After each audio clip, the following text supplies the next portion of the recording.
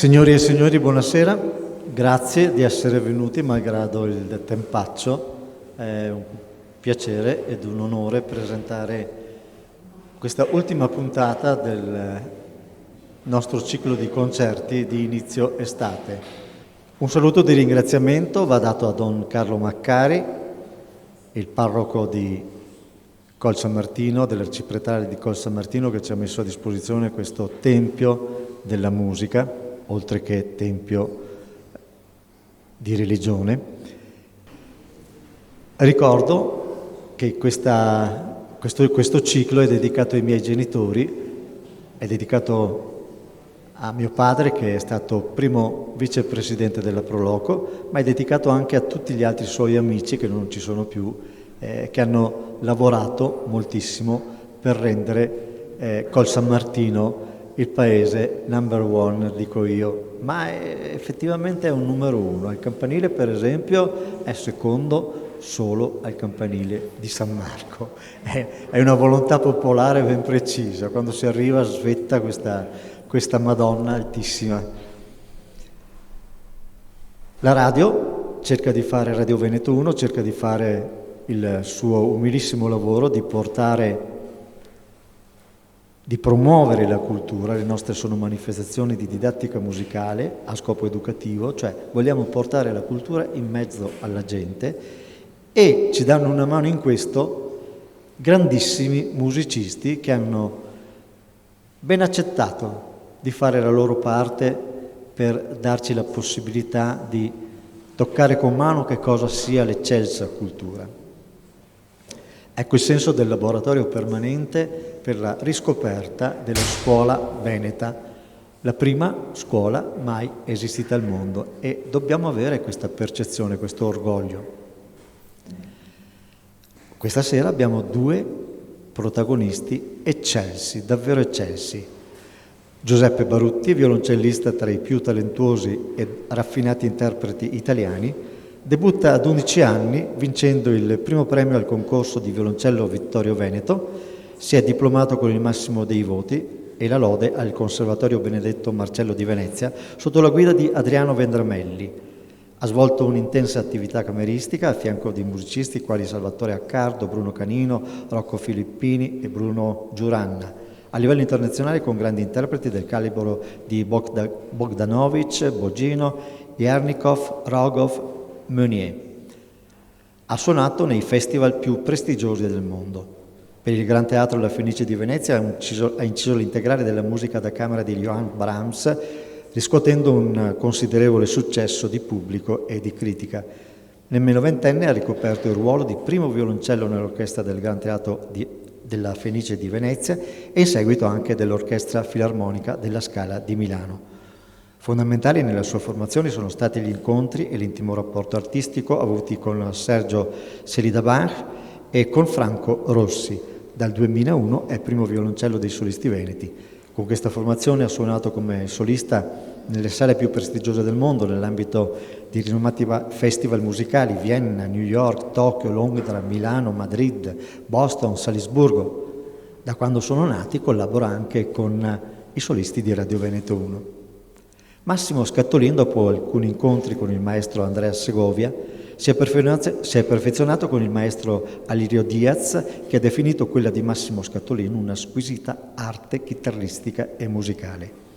Inizia da giovanissimo la sua attività concertistica come solista, si dedica alla musica da camera per specializzarsi poi nell'esecuzione dei principali concerti per chitarra e orchestra, meritandosi la dedica d'opere di grandi compositori, come ad esempio Andrea Morricone, Viollet Arché e Astor Piazzolla.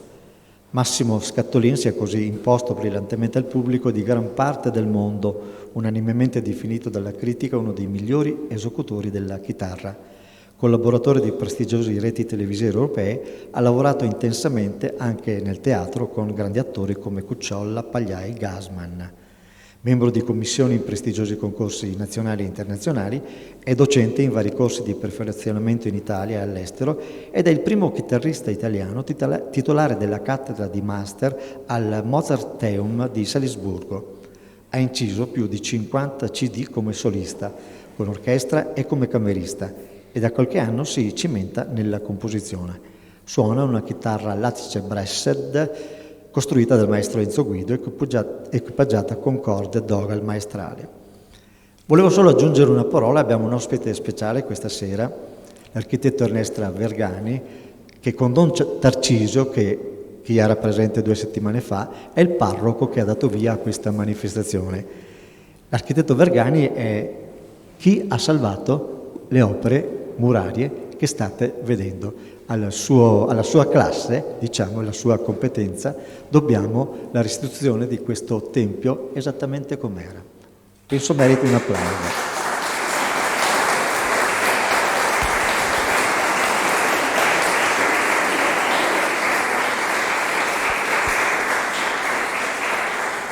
È il momento di presentare Giuseppe Barutti e Massimo Scattolin.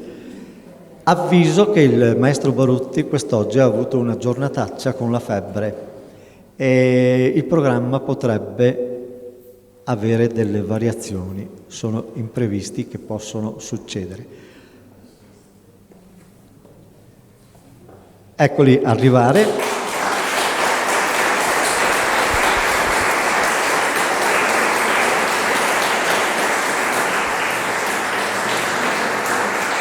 E buon ascolto.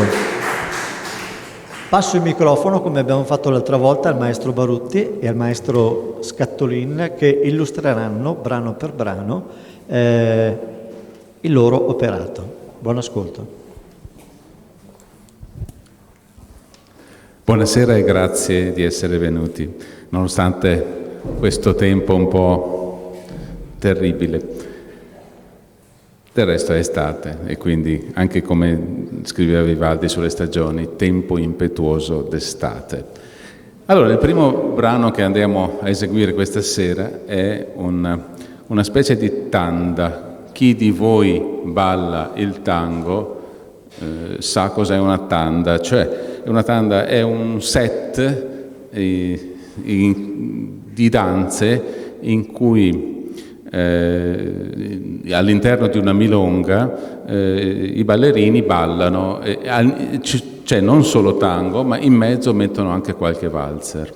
Allora io ho messo insieme alcuni brani celebri, alcuni brani che magari sono forse anche meno celebri, ma che mi piacevano. E sono, mi pare, 5, quanti sono? 5, alcuni di Piazzolla e altri di altri compositori famosi del tango. E l'abbiamo chiamato Tango in Adamas.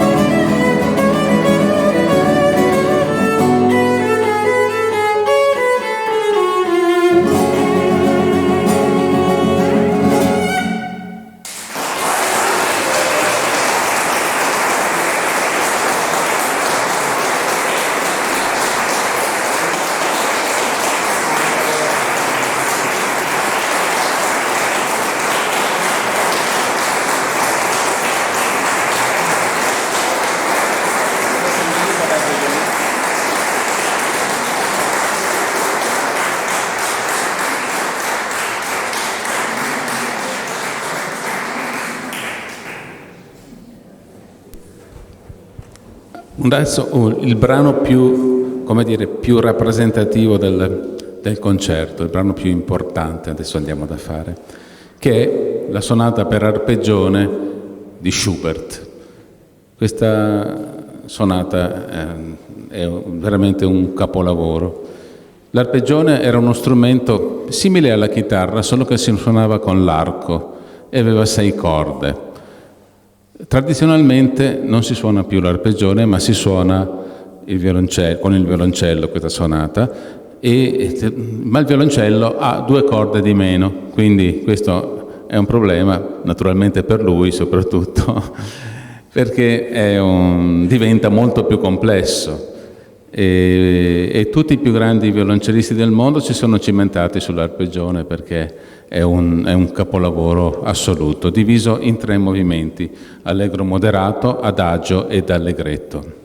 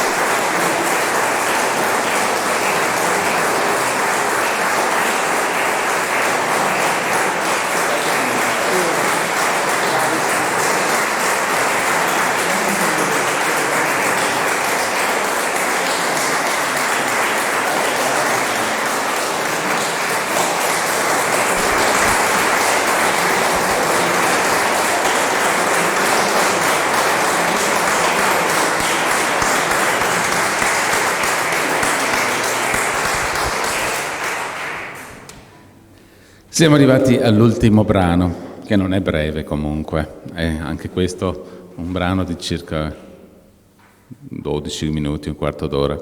È anche questo un insieme di 5 brani che io scrissi tanti anni fa durante una permanenza a Buenos Aires.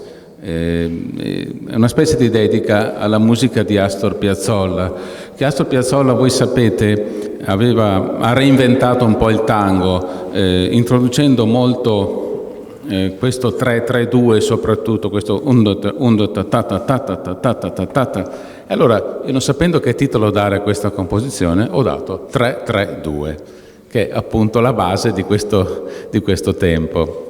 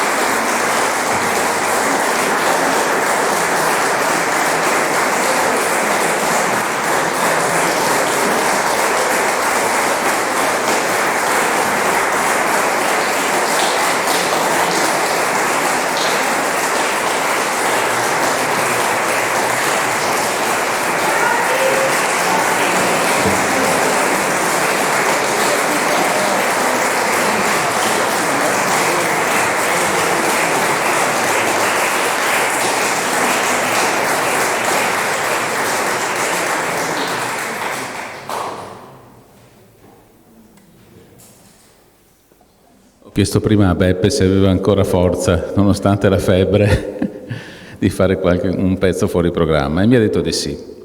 Adesso allora facciamo una canzone che io trovo bellissima, a me piace molto, anche a Beppe.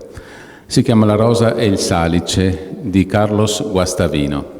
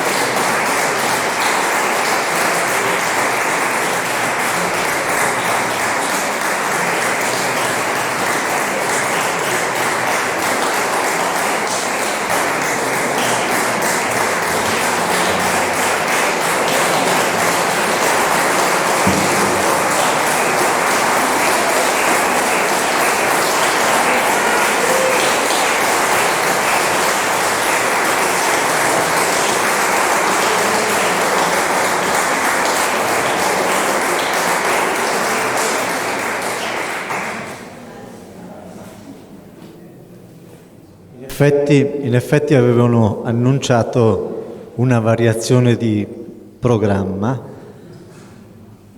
hanno spostato autori vari per primo, dopodiché ci hanno fatto Franz Schubert. Diciamo, pensavano di cambiare programma perché effettivamente il maestro Barutti oggi è stato poco bene.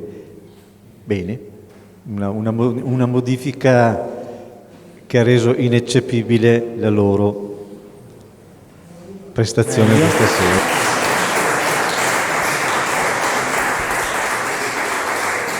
L'ultimo applauso lo ridiamo al maestro Scattolin e al maestro Barutti. Grazie ancora.